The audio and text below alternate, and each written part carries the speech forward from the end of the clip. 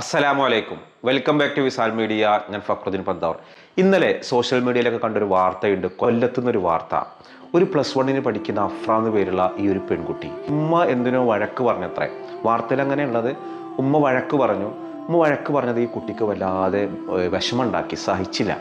അങ്ങനെ കുട്ടി റൂമിൽ വാതിലൊക്കെ അടച്ചു. പിന്നീട് ഈ കുട്ടീനെ കാണുന്നില്ല.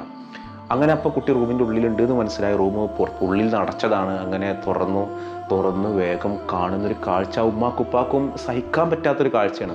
ഹോസ്പിറ്റലിൽ കൊണ്ടുപോയി. പക്ഷേ പടച്ചോൻ്റെ ഒരു വിധി, ആ കുഞ്ഞിനെ രക്ഷിക്കാൻ പറ്റിയില്ല. അപ്പോൾ ഒരു ഉമ്മ വഴക്ക് പറഞ്ഞതിനാണ് +1 പഠിക്കുന്ന അഫ്ര എന്നുള്ളൊരു പെൺകുട്ടി ഇങ്ങനെ ഒരവസ്ഥയിൽ എത്തിയത് എന്നുള്ളതാണ് വലിയ സങ്കടകരം. 2 ദിവസം മുൻപ് കണ്ണൂർ ഭാഗത്ത് ഇതേപോലെ ഹയാന്ന് അങ്ങനെ എന്തോ ഒരു പേരുള്ള പെൺകുട്ടിയും ഇതുപോലെ മരണപ്പെട്ടൊരു വാർത്ത ഉണ്ടായിരുന്നു. അവിടെയും പറഞ്ഞു കേട്ടൊരു കാര്യം, ഉമ്മ വഴക്ക് പറഞ്ഞു. അപ്പോൾ ഞാനിത് പറയാൻ കാരണം, രക്ഷിതാക്കളാകുമ്പോൾ വഴക്കൊക്കെ പറയും, അടിക്കുന്നവരുണ്ട്, ചീത്ത പറയുന്നവരുണ്ട്. പക്ഷേ നമ്മുടെ മക്കൾ ഈ രീതിയിൽ പെരുമാറുന്നൊരു സാഹചര്യം എങ്ങനെ ഒഴിവാക്കാം? ഏതായാലും ആ മരണപ്പെട്ടു പോയ കുട്ടികൾക്ക് അള്ളാഹു മഗ്ഫിറത്ത് കൊടുക്കട്ടെ, മർഹമത്ത് കൊടുക്കട്ടെ, ഖബറിടം അള്ളാഹു സന്തോഷത്തിലാക്കട്ടെ. നമ്മൾ ഈ കുട്ടികളുടെ മനസ്സാദ്യം തിരിച്ചാൽ, കുട്ടികൾക്ക് ഡിപ്രഷൻ ഉണ്ട്. നമ്മൾ കരുതും വലിയവർക്കല്ലേ ഡിപ്രഷൻ. ഒരിക്കലും അങ്ങനെയല്ല. കുട്ടികൾക്ക് ഡിപ്രഷൻ ഉണ്ട്. കുട്ടിലോല മനസ്സാണ് അവരുടേത്. അവരെ നന്നായിട്ട് സ്നേഹിക്കുന്ന, അവർക്ക് നല്ല ഇഷ്ടമുള്ള ആളുകൾ പെട്ടെന്ന് വഴക്ക് പറയുന്ന സമയത്ത് അവർക്ക് ഉൾക്കൊള്ളാൻ കഴിയില്ല. ഇപ്പോൾ നമ്മൾ ചെയ്യേണ്ട ചില പ്രാഥമിക കാര്യങ്ങളാണ് ഞാൻ ഈ വീഡിയോയിൽ പങ്കുവെക്കുന്നത്. ഞാനെന്നൊരു രക്ഷിതാവ് എന്ന നിലയ്ക്ക് ഞാൻ പറഞ്ഞു കേട്ടോ. എൻ്റെ മക്കൾ നമ്മൾ എന്താ ചെയ്യേണ്ടത്? നമ്മുടെയൊക്കെ വീടുകൾ അങ്ങനെയാണ്. ഇപ്പോൾ ഇന്നലെ അടക്കം എന്താ പറയുക, കുളത്തിൽ നിന്ന് കുളി കഴിഞ്ഞ് വന്നത് നേരം വയ്ക്കും. ഞാൻ എൻ്റെ മക്കളെ വഴക്ക് പറഞ്ഞതാണ്. അതൊക്കെ നമ്മൾ സ്വാഭാവികമായിട്ട് നമ്മുടെ വീടുകളിൽ ചെയ്യുന്നൊരു കാര്യമാണ്. അങ്ങനൊരു വഴക്ക് പറയുമ്പോഴേക്ക് കുട്ടികൾ ഇങ്ങനെ ചെയ്യുന്നൊരു സാഹചര്യം ഉണ്ടെങ്കിൽ കുട്ടികളുടെ മാനസിക ആരോഗ്യം വളരെ കുറവാണ് എന്നുള്ളതാണ്. നമ്മൾ സാധാരണ കുട്ടികൾ നമ്മൾ ഹെൽത്തി ഫുഡ് കൊടുത്തിട്ട് നല്ല ശാരീരികമായ ആരോഗ്യം ഉണ്ടാക്കാൻ പ്രോട്ടീൻ ഫുഡൊക്കെ നമ്മൾ കൊടുക്കലുണ്ട്, സൗന്ദര്യം നോക്കലുണ്ട്, നമ്മുടെ പരിസരങ്ങൾ നമ്മൾ വൃത്തിയാക്കിയിട്ട് കൊതുകൊന്നുമില്ല, നമ്മളതൊക്കെ നമ്മൾ ആരോഗ്യം നോക്കും. പക്ഷെ നമ്മൾ ഈ മാനസിക ആരോഗ്യത്തിലേക്ക് നമ്മൾ ശ്രദ്ധിക്കില്ല. മാനസിക ആരോഗ്യം എന്ന് പറഞ്ഞാൽ നമ്മുടെ ഇമോഷണൽ ബാലൻസിങ്. ചിലർ ഇമോഷണൽ മെച്യൂരിറ്റി ഇല്ലാത്ത ആളുകളാണ്, ഇമോഷണൽ ഇൻബാലൻസിങ്ങിലാണ്. നമ്മൾ ആദ്യം ചെയ്യേണ്ടത് നമ്മുടെ ഇമോഷണൽ നമ്മൾ എന്ത് ചെയ്യണം, ക്ലിയർ ചെയ്യണം എന്നുള്ളതാണ്. നമ്മുടെ കുട്ടികൾ പൊടുന്നനെ പിണങ്ങിക്കഴിഞ്ഞാൽ വാതിലടക്കുന്ന ഒരു ശീലമുണ്ടെങ്കിൽ നിങ്ങൾ സൂക്ഷിക്കാം. ഇത്തരം കുട്ടികൾക്ക് ഈ സ്വഭാവങ്ങൾ വരാം. എന്തെങ്കിലും വിഷയങ്ങളുണ്ടെങ്കിൽ അപ്പം കയറി കുട്ടി വാതിലടച്ചിട്ട് കുട്ടിയുടെ ഒറ്റയ്ക്കിരിക്കും. അല്ലെങ്കിൽ സാധനങ്ങളൊക്കെ തല്ലി പൊട്ടിക്കുന്നൊരു സ്വഭാവം, അല്ലെങ്കിൽ ഒരു തരത്തിൽ മിണ്ടാതാവുക. എന്തെങ്കിലും പിണക്കുണ്ടായി കഴിഞ്ഞാൽ പിന്നെ ഫുൾ സൈലൻറ്റ്, ആരോടും മിണ്ടണില്ല, പിന്നെ ഫുഡ് വേണ്ട. ഇതൊക്കെ ഇവരുടെ ഡിപ്രഷൻ മൂഡിലുള്ള ആളുകളാണ്. ഇവരുടെ മാനസിക ആരോഗ്യം കുറവാണെന്നാണ് ഞാൻ പറയുന്നത്. നമുക്ക് നമ്മുടെ കുട്ടികൾക്ക് ഇത്തരം പ്രശ്നങ്ങളുണ്ട് എന്ന് ബോധ്യപ്പെട്ട് കഴിഞ്ഞാൽ നമ്മളൊരു കൗൺസിലിങ്ങിന് കൊണ്ടുപോകാം. കൗൺസിലിങ്ങിന് കൊണ്ടുപോകണമെങ്കിൽ നാണക്കേട് വിചാരിക്കേണ്ട. മാനസിക രോഗമുള്ള ആളുകൾക്കോ ഉള്ള ആളുകൾക്ക് കൊണ്ടുപോകുന്നതല്ല ഈ കൗൺസിലിംഗ് എന്ന് പറയുന്നത്. എല്ലാ മേഖലയിലും നമ്മളിപ്പോൾ ഒരു പുതിയ കോഴ്സ് തിരഞ്ഞെടുക്കുകയാണെങ്കിൽ ഒരു എഡ്യൂക്കേഷണൽ കൺസൾട്ടിങ് നടത്തില്ലേ, ഒരു എഡ്യൂക്കേഷണൽ കൗൺസിലിങ്ങിന് പോകുമല്ലോ. നമ്മൾ ഏത് കോഴ്സ് തിരഞ്ഞെടുക്കണം, എന്ത് കോഴ്സാണ് ഞാൻ പഠിക്കുന്നതിന്, അതിനെങ്ങനെയൊക്കെ സ്പേസ് ഉണ്ട്, ഭാവിയിൽ എവിടെയൊക്കെ അതിന് സാധ്യതകളുണ്ട് എന്നൊക്കെ നമ്മൾ ആരായില്ലേ. ഇതേപോലെ നമ്മൾ നമ്മുടെ മക്കളെ കൗൺസിലിങ്ങിനെ കൊണ്ടുപോകും. അപ്പോൾ എൻ്റെ അടുത്ത് ഇത്തരത്തിലുള്ള ഒരുപാട് പേര് കൗൺസിലിങ്ങിന് വരാറുണ്ട്.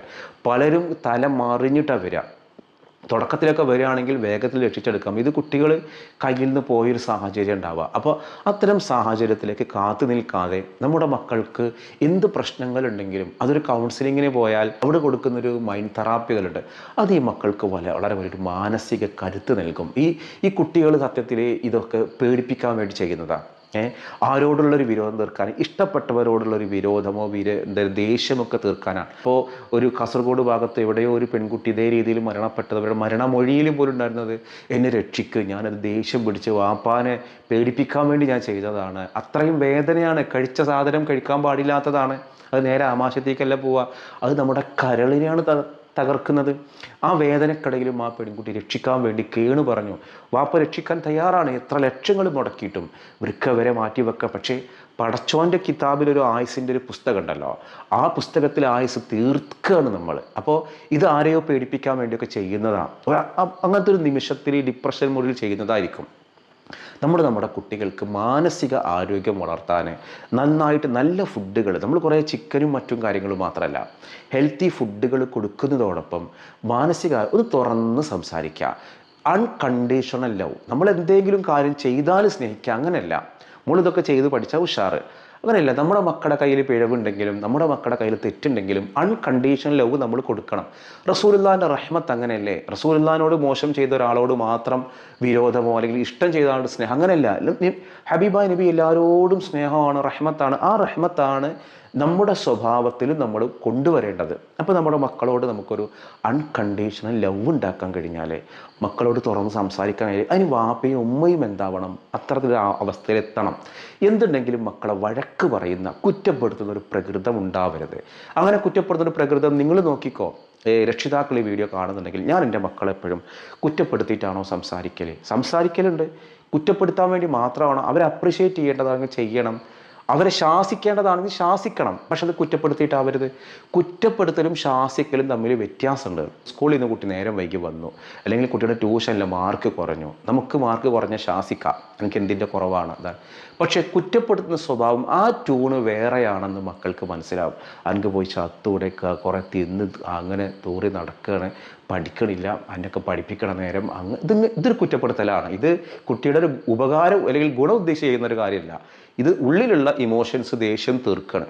ആ തീർക്കുമ്പോൾ ഈ കുട്ടിക്ക് അടിക്കാൻ പറ്റുമോ? ഇല്ല. അപ്പോൾ അതെന്താ ചെയ്യുക? സ്വയം വേദനിപ്പിക്കുക. ആ വേദനിപ്പിക്കുന്നതിൻ്റെ എക്സ്ട്രീം ലെവലാണ് ഇങ്ങനെ ഒരു അവസ്ഥയിലേക്ക് എത്തുന്നത്. അപ്പോൾ ഇതിപ്പോൾ കൊല്ലത്താണെങ്കിൽ നമ്മുടെയൊക്കെ വീടുകളിൽ ഇപ്പോൾ ഈ ഒരു അക്കാദമിക് കരിയർ സ്റ്റാർട്ട് ചെയ്തിട്ട് നോക്കാം, എത്ര കുട്ടികളാണ് ഇങ്ങനെ ചെയ്യുന്നറിയോ? ഇപ്പോൾ ഞാനൊരു സംഭവം ഞാൻ പറഞ്ഞുതരാം. ഈ കഴിഞ്ഞ സിവിൽ സർവീസ് പരീക്ഷയിൽ ഒരു പെൺകുട്ടി നല്ല റാങ്ക് വാങ്ങി.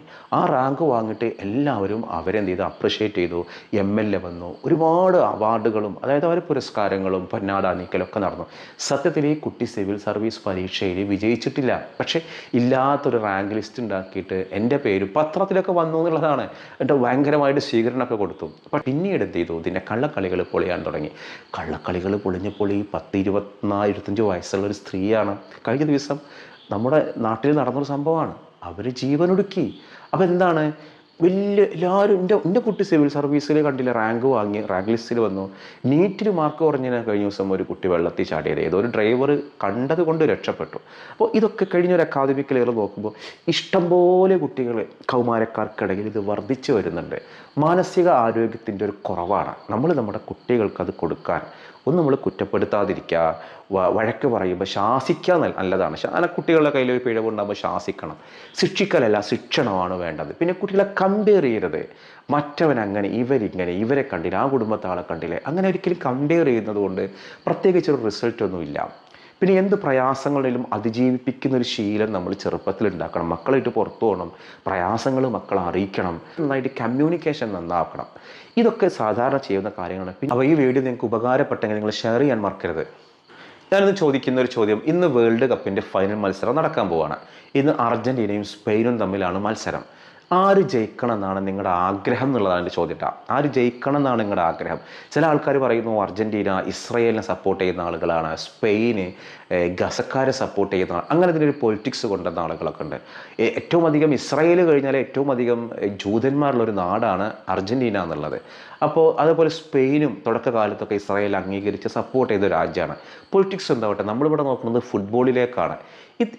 ഇന്നത്തെ ഈ ഒരു ഫൈനൽ മത്സരത്തിൽ ആര് ജയിക്കണമെന്നാണ് നിങ്ങളുടെ ആഗ്രഹം എന്നുള്ളത് എൻ്റെ ചോദ്യം. നിങ്ങൾക്ക് നിങ്ങളുടെ ആഗ്രഹം എന്ത് ചെയ്യാം? താഴെ ഒന്ന് കമൻറ്റ് ചെയ്യാം. മറ്റൊരു ദിവസം മറ്റൊരു വീഡിയോയുമായി വീണ്ടും കാണാം.